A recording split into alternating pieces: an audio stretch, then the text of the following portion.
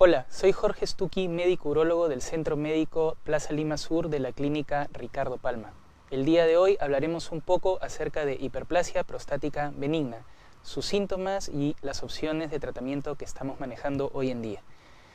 Lo primero va a ser definir un poco en qué consiste la hiperplasia propiamente. La hiperplasia dentro de un tejido, como se aprecia en la imagen, es el aumento del número de células dentro del mismo espacio tisular o del mismo espacio del órgano, ¿no? Eso lo vemos en las formas esféricas de un lado de la lámina, y hacia el otro lado tenemos propiamente la imagen de una próstata normal y luego una próstata hiperplásica, donde se ve que el espacio que discurre por más allá de la vejiga y hacia la uretra está, debido al aumento de la densidad en el área, ocluido por el tejido prostático, e impide el paso normal de la orina, que se ve retenida nuevamente en el segundo dibujo, a diferencia del primero. Esto además va a generar, como veremos más adelante, cambios en la anatomía normal de la vejiga del paciente, que van desde un engrosamiento inicial de la pared del músculo detrusor hasta un reemplazo de ese tejido muscular por tejido fibrótico cicatricial, lo cual eventualmente, si es que no se resuelve, se trata, se maneja oportunamente, puede llevar a que en un futuro, a pesar del paciente recibir el tratamiento quirúrgico curativo de la patología, no obtener los mismos resultados que si el manejo es dado de manera oportuna. Acá tenemos un video breve donde vemos un abordaje endoscópico del tejido prostático. Vemos una próstata trilobar, 2 lóbulos y uno central, y vemos la vejiga que está parcialmente trabeculada en un paciente pues que en ese momento sería operado de una cirugía endoscópica prostática, ¿no? Ahora, algunos datos curiosos de repente de la patología hiperplásica. Vamos a tener que la prevalencia de la enfermedad va en aumento, desde una incidencia detectada del 8% en pacientes de 40 años y progresivamente hasta un 90% a partir de los 80. Quiere decir que conforme vamos aumentando en edad, la cantidad de pacientes que van a sufrir de cambios en la calidad de estilo de vida asociados al crecimiento prostático va a ser cada vez mayor.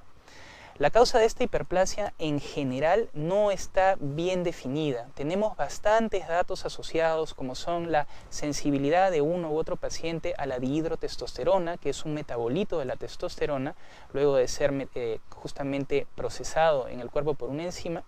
También tenemos asociación a lo que es la mayor incidencia en raza negra y menor incidencia, por ejemplo, en raza asiática, y también está descrito un factor protector asociado al consumo de ciertos alimentos, como son los fitoestrógenos vegetales que contienen pues estas sustancias, ¿no?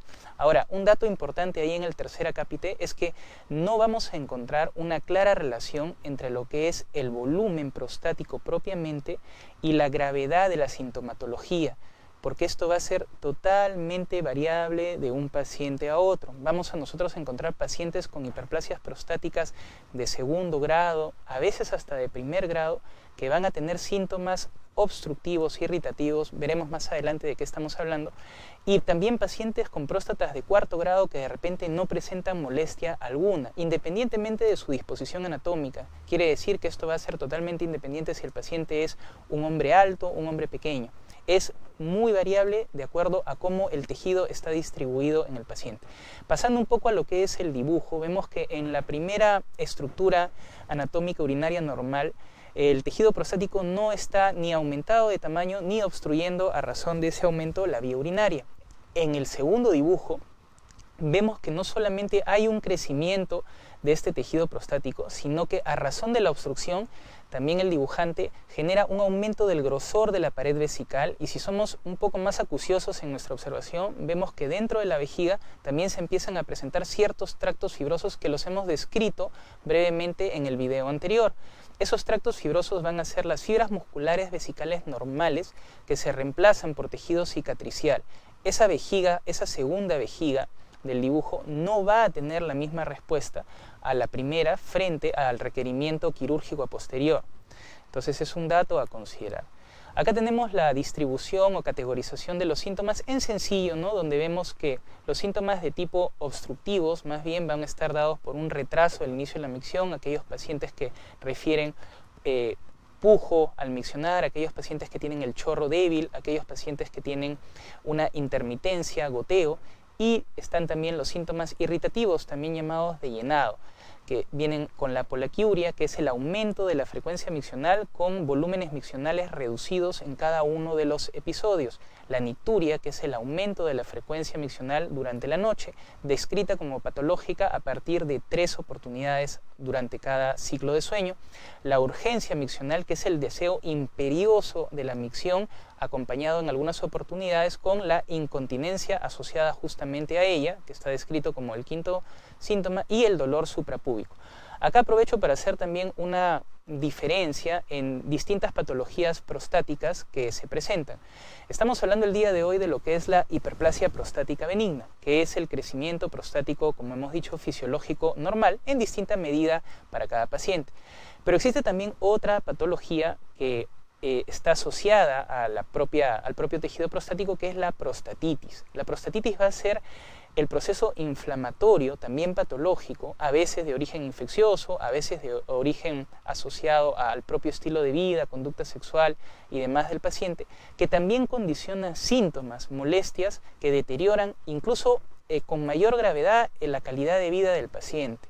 Será motivo de repente de otra conversación a futuro, pero es un dato importante a tener en cuenta. Ambas patologías se pueden superponer e incluso otro de los problemas prostáticos de mucho peso, de mucha importancia en nuestra realidad, el cáncer de próstata, también puede estar presente.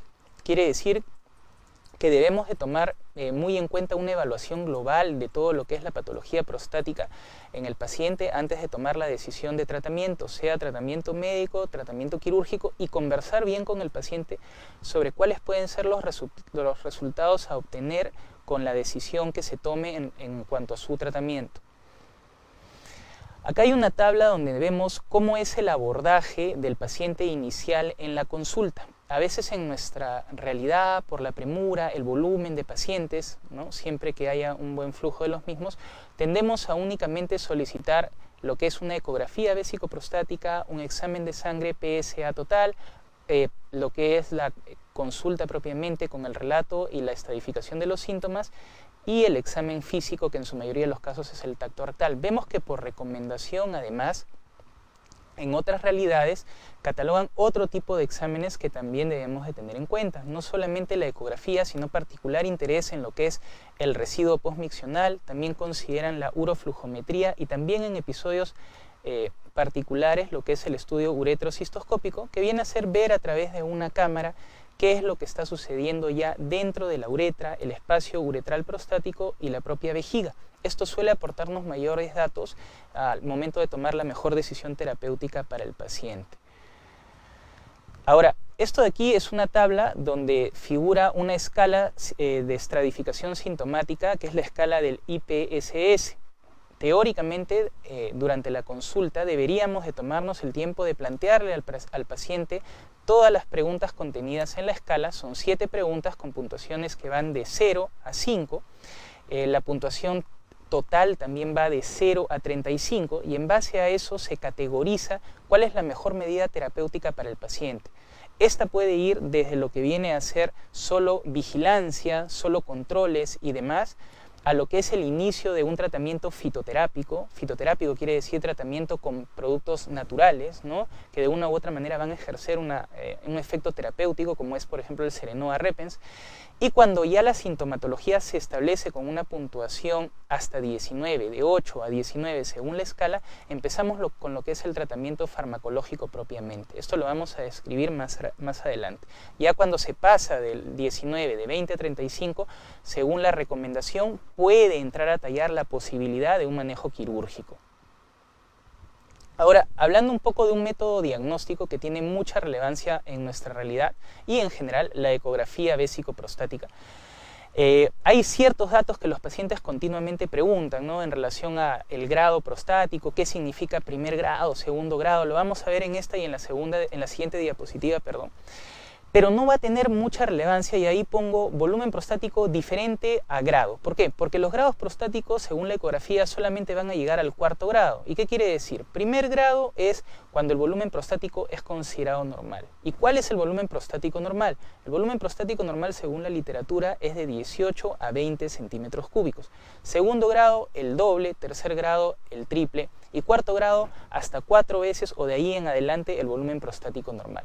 Pero es bastante diferente el manejo sugerido a un paciente con 80 centímetros cúbicos de volumen, que es el punto de corte de cuarto grado, al que le podemos sugerir a un paciente con 200 centímetros cúbicos de volumen prostático, que se ve también en la práctica diaria, a veces por descuido.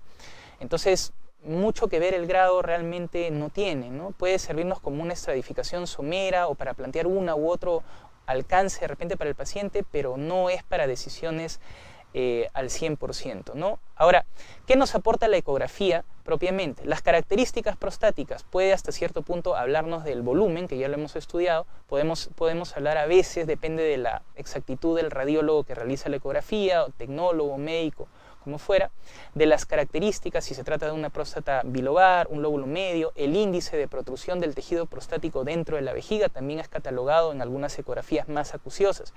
El porcentaje de retención urinaria que toma un peso importantísimo en lo que es la decisión terapéutica del paciente, porque es lo que va a llevar al paciente al riesgo de tener una falla renal a mediano y largo plazo. Mientras mayor sea el volumen de retención porcentual o total, el paciente va a experimentar un mayor riesgo al deterioro de su función renal. Eso nos motiva a nosotros también a tomar decisiones dependiendo en el porcentaje de retención. De igual manera también nos sirve para valorar la respuesta terapéutica, particularmente en el caso farmacológico con lo que son los alfa bloqueantes. También conversaremos de ello un poquito más adelante. Otro punto a tener en cuenta son las características de la vejiga. La vejiga, conforme el paciente va avanzando en su patología, va a generar cambios en lo que son el grosor de la pared, las características propiamente de su contractibilidad y demás, pero a nivel ecográfico prestamos especial atención en lo que es nuevamente el grosor, la presencia o no de,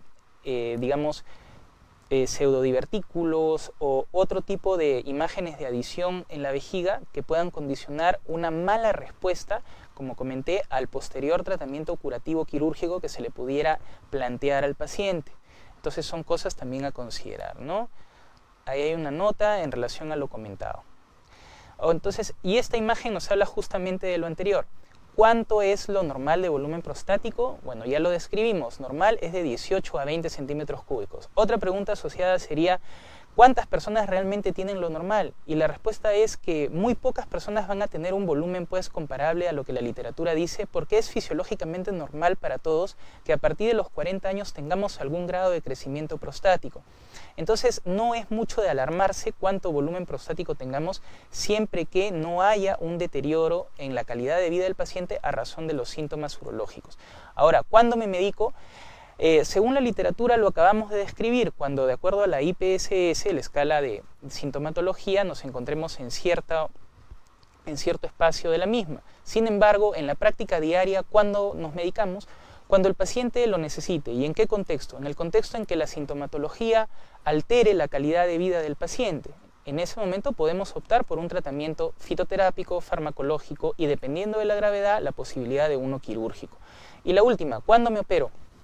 La decisión de operarse va más allá de solo la ecografía y tiene también bastante que ver con la calidad nuevamente de vida del paciente, los antecedentes del mismo para tomar la decisión de cuál es la mejor alternativa quirúrgica para el paciente, ¿no?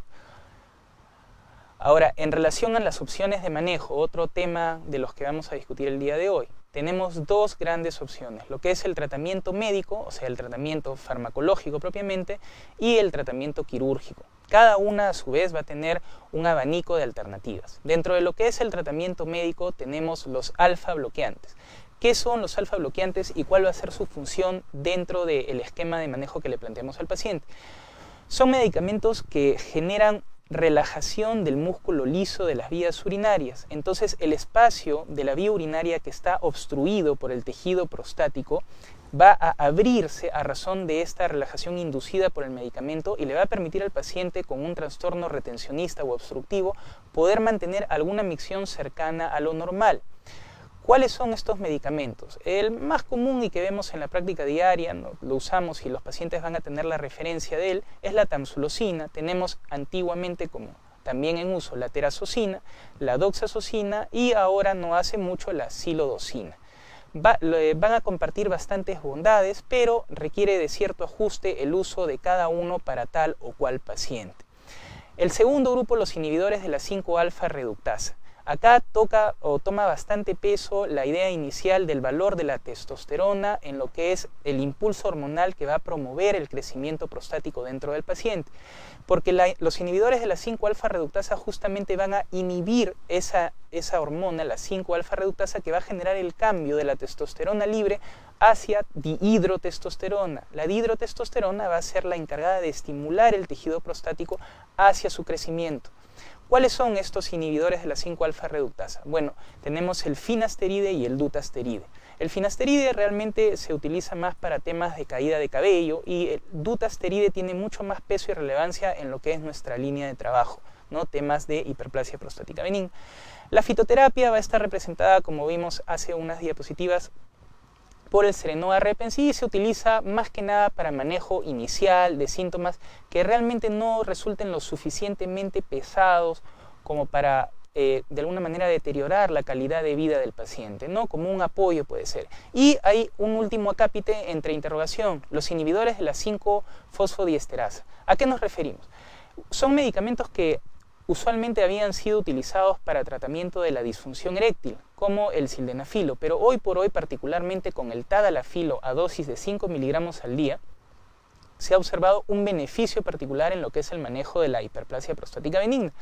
Incluso existe la descripción de sinergismo con el uso de los alfa bloqueantes, o sea que potencia el efecto de estos medicamentos. Ahora, lo que es propiamente el manejo quirúrgico. Tenemos dos grandes divisiones, lo que es el abordaje convencional, o sea, la cirugía que el paciente entiende como cirugía abierta, y lo que es el abordaje endoscópico, lo que el paciente normalmente entiende como cirugía sin corte. Dentro de lo que es la cirugía convencional, por técnicas vamos a tener normalmente dos tipos de abordaje, la adenomectomía prostática transvesical, que es el abordaje a través de una incisión sobre la vejiga del tejido prostático, y la exéresis, o sea, la extracción del mismo, y la técnica retropúbica, en la que el abordaje se realiza sobre donde teóricamente estaría el lecho prostático. En ninguna de las dos situaciones, y es importante resaltarlo, vamos a nosotros retirar la totalidad del tejido prostático. Y esto es algo importante porque muchas veces el paciente llega con esa idea, que la cirugía con corte me sacan todo, en la cirugía sin corte no. Y realmente no es así. Lo que sacamos es la porción obstructiva del tejido prostático. Cierto que el retiro de la glándula es mucho más marcado, mucho más tangible en lo que es la cirugía convencional con corte, pero sacrificamos un poco lo que es el aspecto del cuidado de la propia integridad del paciente, exponiéndolo a un poco más de sangrado, un poco más de dolor, un poco más de hospitalización. Entonces hay que saber bien valorar una técnica sobre otra. Y pasando ahora a lo que es propiamente el abordaje endoscópico, o sea, la cirugía sin corte. Aunque suene de repente un poco rimbombante decir sin corte, la cirugía sin corte tiene más de 30 años de práctica en nuestro país, y largamente probablemente, siendo la más antigua la primera mencionada en la diapositiva, la RTU, que es la resección transuretral prostática, en donde utilizamos un implemento llamado resectoscopio monopolar para retirar todo ese tejido obstructivo de la zona transicional prostática en pedacitos, chips de adenoma prostático, a través pues de la uretra. Ahora, ¿cuál es la dificultad que nosotros pudiéramos experimentar con esta técnica? Que por seguridad no nos permite abordar tejidos prostáticos que excedan, según la ecografía, los 60 centímetros cúbicos de volumen, de acuerdo al protocolo, puesto que esto implicaría una mayor duración de la cirugía. ¿Y cuál sería el problema de la mayor duración de la cirugía? Que para esta cirugía nosotros utilizamos como un medio diluyente o de difusión agua bidestilada. El agua bidestilada o agua destilada se caracteriza porque no tiene electrolitos y puede llevar al paciente, de extenderse la cirugía durante mucho tiempo, a trastornos justamente de desbalance hidroelectrolítico que acarreen trastornos de contractibilidad miocárdica alejadamente y trastornos de lo que es emisión de neurotransmisores a nivel del sistema nervioso central, lo que está descrito como el síndrome post-RTU. En el segundo capítulo hablamos de la cirugía bipolar plasma. La cirugía bipolar plasma es la respuesta al problema de la RTU monopolar convencional, porque utiliza como medio de difusión el cloruro de sodio. El cloruro de sodio se caracteriza por tener una concentración hidroelectrolítica similar a lo que es nuestro propio balance interno, y eso elimina la posibilidad, en grandes rasgos, del desarrollo de este síndrome, facilitando el manejo quirúrgico de volúmenes prostáticos mayores con bastante seguridad. Pasamos ahora al tercer acápite, que es muy sonado, nuevamente muy rimbombante y muy de moda hoy por hoy en nuestra realidad y en general a nivel mundial, lo que es la cirugía de próstata láser. Sobre ella vamos a tener una amplia variedad, pero vamos a enfocarnos hoy día brevemente en dos: lo que es la cirugía láser del green light o láser verde, y lo que es la cirugía láser con el láser holmium. Lo que es la cirugía láser con el green light nos va a permitir sobre todo el manejo de tejidos prostáticos, nuevamente, que no sean particularmente grandes, porque lo que vamos a hacer con el sistema es la vaporización láser del tejido. Esto no, por un lado es favorable, pero nos va a impedir hasta cierto punto tener una muestra tisular para estudio anatomopatológico a posterior, y hay que saber recomendarlo a tal o cual paciente. Y la cirugía láser con el láser holmium es hoy por hoy, en otras realidades, el gold estándar del manejo de hiperplasia prostática benigna, aún en discusión, aún en valoración, pero ya con bastante fuerza, y consiste básicamente en la enucleación del tejido prostático tal cual hacemos nosotros en la cirugía abierta convencional, pero con el abordaje endoscópico, garantizando en teoría nuevamente una extracción más prolija y más extendida del tejido prostático, lo que al paciente hasta cierto punto le promete una mayor duración del efecto desobstructivo de su cirugía.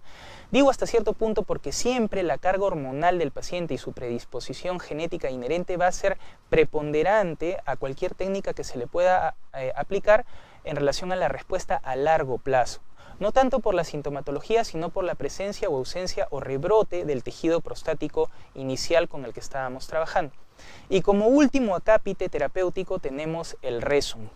El Rezum va a ser una técnica que tiene no mucho tiempo de aplicación en nuestra realidad, en la que vamos a inyectar transuretralmente al tejido prostático vapor de agua, produciendo una necrosis o atrofia tisular a mediano plazo y ofreciéndole así al paciente un proceso desobstructivo. Tiene bastantes cosas a favor, como son que no necesita de hospitalización en la mayoría de los casos, como que el paciente también que tuviera uno u otro trastorno de repente hemodinámico, que no permitiera mayor institucionalización, ¿no? Digamos, cirugías más aparatosas, pudiera beneficiarse de esta.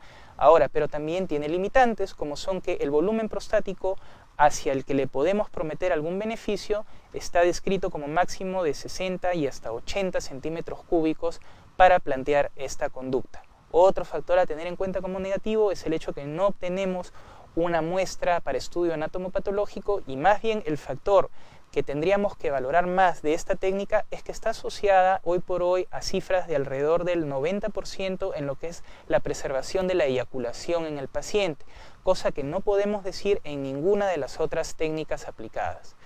Entonces, eso sería lo que tendríamos por ahora en lo que es el manejo terapéutico. Y bien, básicamente eso sería lo que tengo para presentarles el día de hoy. Quedo atento a sus preguntas. Doctor, ¿esto se puede heredar? Bien, definitivamente va a haber una carga genética y una predisposición que el paciente puede llevar a tener volúmenes prostáticos mayores y un desarrollo de igual manera más acelerado de la patología prostática hiperplásica asociada también a síntomas obstructivos. Pero como hemos visto en la propia presentación, no hay una certeza de cuál es el peso de la carga genética en este tipo de patología. Se infiere sí que puede ser bastante fuerte, ¿no? Lo que sí sabemos, hago la mención, es en el cáncer de próstata, que existe sí una fuerte asociación de padres a hijos en lo que es la valoración del riesgo, e incluso de hijos. Los hermanos mismos también aumenta mucho más la prevalencia del riesgo y la necesidad de un control más estrecho para ellos. Doctor, ¿esto solo se puede dar a una cierta edad o también se podría dar en niños? Más que dar en niños, quisiera hacer un acápite en relación a eso. A veces algunos pacientes de 20 y tantos, 30 y tantos años acuden a hacerse una ecografía vésico-prostática por sugerencia de uno u otro colega y encuentran que tienen próstatas de 30 centímetros cúbicos y se escandalizan por eso, ¿no? Entonces, realmente el hecho de que el volumen prostático esté aumentado en un episodio agudo no va a condicionar que esto se convierta en una patología propia para el paciente. Lamentablemente en medicina no podemos hablar de absolutos, no pudiera yo dar una respuesta definitiva, sería irresponsable, pero sí podemos hablar de probabilidades y con bastante certeza y con respaldo de la probabilidad podría decirle que es tremendamente improbable que esto se viera en personas por debajo del rango que estamos comentando el día de hoy. Sin embargo, de todas maneras, si es que en algún momento se le menciona esto en alguna consulta, la invito a acercarse al Centro Médico de Plaza Lima Sur para que podamos darle la evaluación que merece. ¿Cómo saber si necesito una consulta médica para descartar? Todo paciente varón que tenga más de 40 a 45 años está en edad de acercarse al urólogo para recibir una evaluación integral de su salud prostática. Como hemos comentado durante la evaluación, en términos básicos esto va a comprender lo que es la misma consulta, una ecografía vésico-prostática para valorar el crecimiento prostático, la retención urinaria que pudiera estar asociada a él, el examen de sangre para descarte de riesgo de cáncer de próstata y, de ser necesario, el examen físico. Casualmente los invito nuevamente al Centro Médico de Plaza Lima Sur para que podamos realizar este y cualquier otro descarte que ustedes necesiten.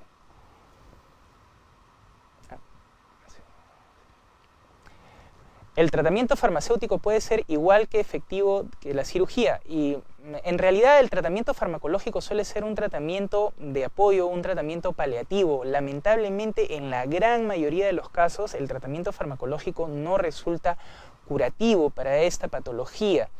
Los inhibidores de la 5-alfa reductasa hasta cierto punto pueden ofrecernos alguna reducción del volumen prostático, pero nuevamente, habiendo conversado ampliamente respecto al peso del volumen frente a la sintomatología, podemos estar, creo yo, bastante seguros de que es realmente la respuesta sintomática del paciente lo que nos va a ofrecer verdaderamente la solución o el abordaje curativo del problema y no así pues alguna otra traducción laboratorial o en imágenes, ¿no? Entonces, principalmente pesa lo que el paciente nos pueda comentar y hoy por hoy lo que es la terapia quirúrgica va a ser la opción curativa para nuestros pacientes, ¿no? Ahora, eso no quiere decir que todo paciente con hiperplasia prostática benigna es tributario de tratamiento quirúrgico. El tratamiento quirúrgico va a estar dado y destinado a aquellos pacientes que hayan sido evaluados por algún colega urólogo y que él les haya sugerido ese manejo en particular.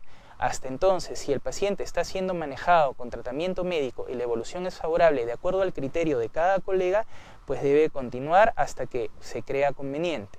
Nuevamente, para aclarar estas dudas y alguna otra en relación a lo que es la terapéutica asociada a hiperplasia prostática benigna, los espero en el Centro Médico Plaza Lima Sur de la Clínica Ricardo Palma. ¿Las 4 alternativas farmacéuticas que dijo deben ir juntas para ser efectivas o son excluyentes? Pueden ir juntas y han demostrado sinergismo en la mayoría de los casos.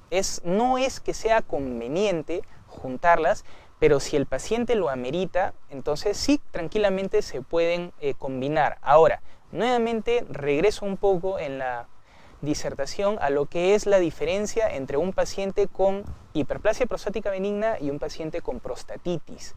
La hiperplasia prostática benigna, hemos referido, es el crecimiento prostático normal, pero con traducción sintomática que afecte la calidad de vida del paciente. E incluso me atrevería a decir que tuviera cierta connotación o inclinación a lo que es el predominio de los síntomas también descritos de tipo obstructivos.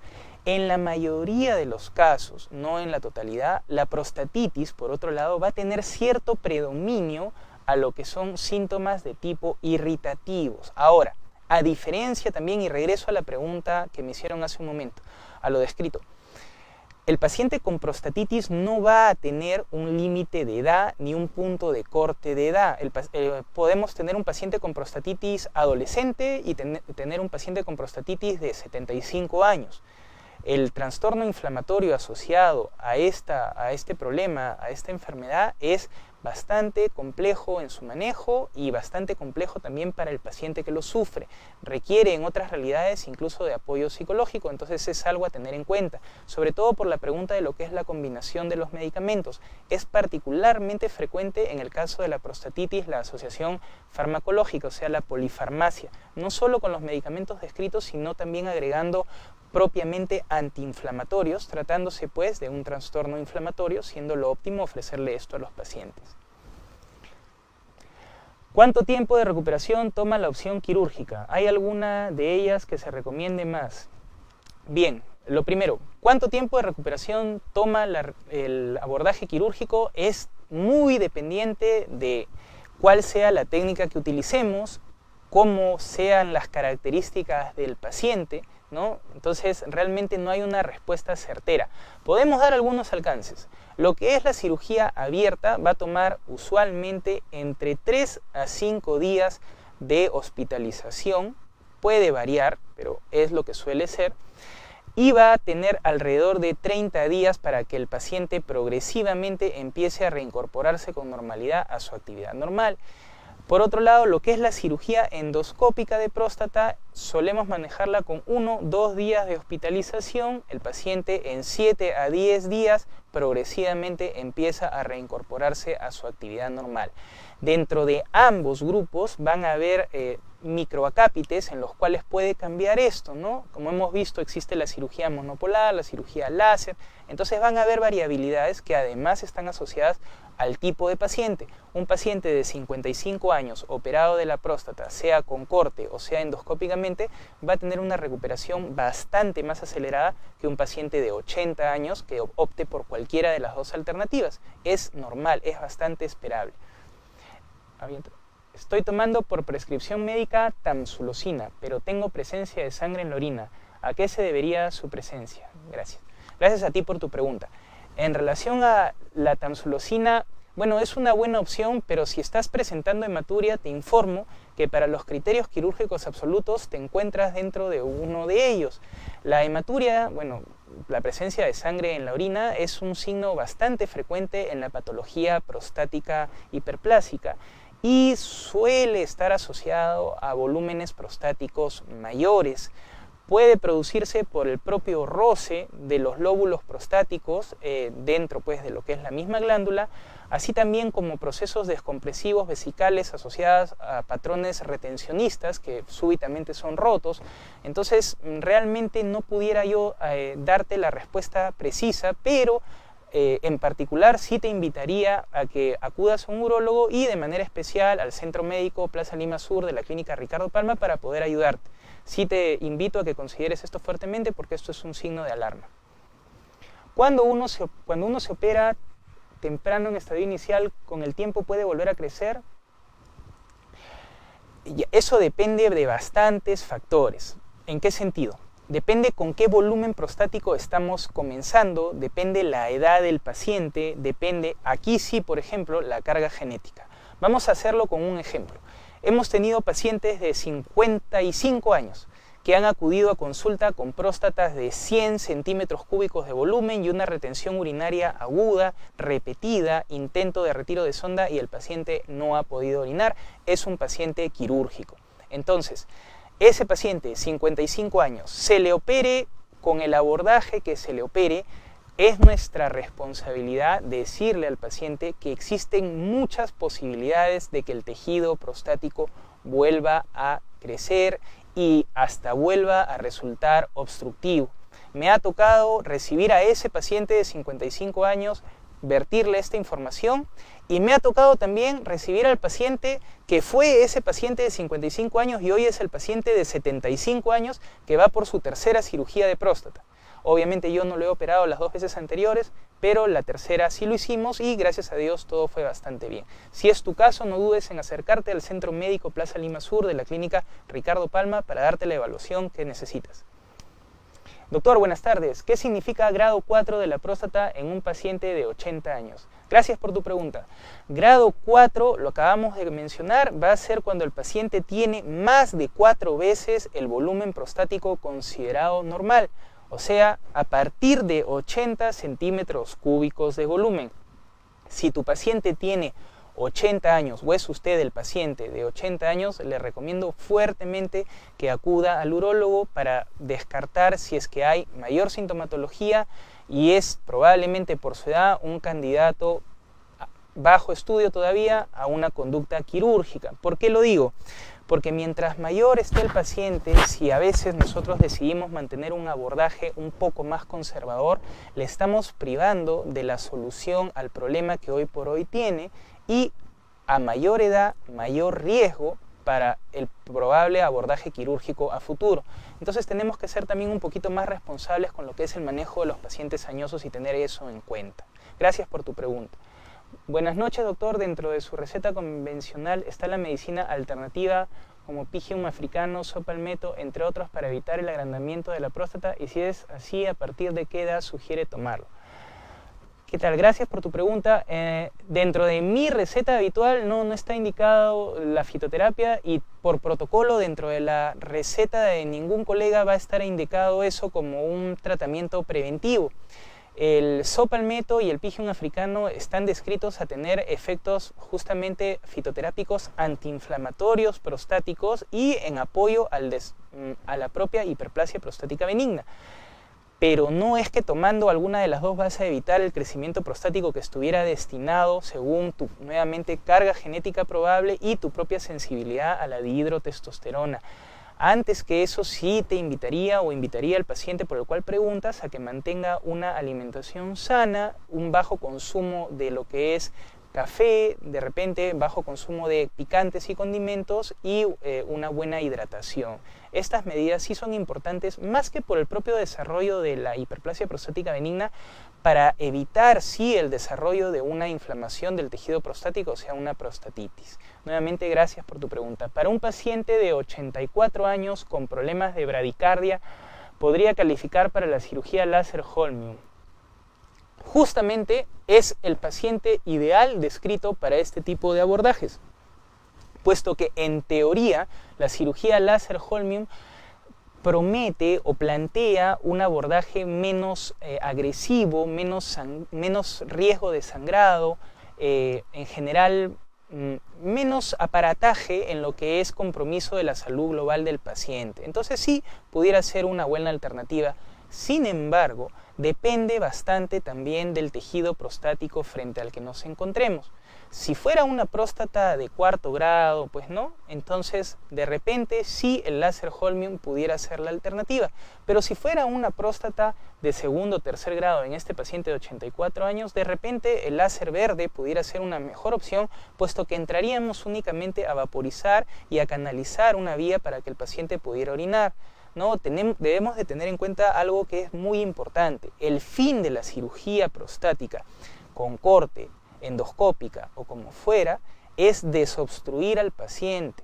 No es la solución de sintomatología irritativa, no es la solución de pacientes con prostatitis, sino es el manejo quirúrgico curativo electivo para pacientes con hiperplasia prostática benigna y sus síntomas obstructivos, ¿no? Es importante la diferencia. Gracias por tu pregunta.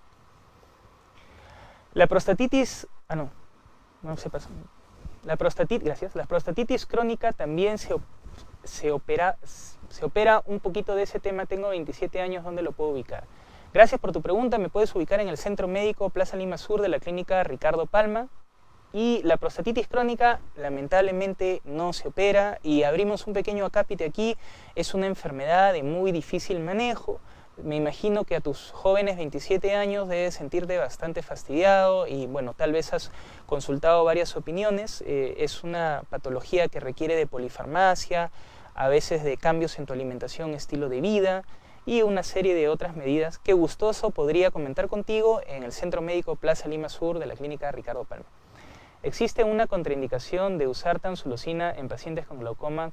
Correcto, sí, existe una contraindicación de tomar tansulosina en pacientes con un tipo particular de glaucoma y también con cierto tipo de pacientes que presenten hipersensibilidad en general al medicamento. Esto es con la tansulosina y en realidad es con cualquier otro medicamento para tratar cualquier otra patología urológica o extraurológica. Los medicamentos hechos farmacológicamente e incluso los fitoterápicos van a reaccionar de manera muy distinta en un paciente u otro. Entonces debemos tener especial atención a cuáles son los síntomas que el paciente va a advertir después del inicio del tratamiento para poderle ofrecer una variable, de ser necesario, que se haga mejor a sus necesidades y que no le afecte la cura más que el mismo problema. Gracias por tu pregunta. Buenas noches, lo felicito por su charla. Tengo 60 años y por orden médica tomo Prostacil Plus hace 2 meses. ¿Es verdad que a los 3 meses debo repetir exámenes? Mi urólogo quiso operarme. Mi próstata es de 42 centímetros cúbicos y retención urinaria de 140 cc, pero no tengo ninguna molestia. Agradeceré su opinión. Ya. Gracias por tu pregunta y gracias por tu comentario también. En realidad es bastante relativo si es que necesitas o no operarte. Si tienes una retención urinaria de 140 centímetros cúbicos, te informo que es una retención urinaria patológica. Si esa retención urinaria de 140 centímetros cúbicos además es mientras tomas ese medicamento, Prostacil Plus, que abrimos paréntesis, es tamsulosina más dutasteride, vamos a decirlo así, entonces estás en un problema un poco serio porque no estás teniendo una respuesta terapéutica adecuada. Y si el colega te ha ofrecido operarte, probablemente esté acertada su conducta, porque 140 centímetros cúbicos de retención pudiera resultar peligroso. Entonces te recomiendo que tomes en cuenta lo que el colega te está ofreciendo. Y si necesitas otra opinión, nuevamente te invito al Centro Médico Plaza Lima Sur de la Clínica Ricardo Palma para dártela. Eso ya lo leí. Ajá. Doctor, mi padre tiene 80 años, toma tamsulosina ya 1 año, no quiere operarse. ¿Le produce algo tomar tanto tiempo? Gracias por tu pregunta. Más bien, el problema sería... Regresa un ratito, por favor. Ajá.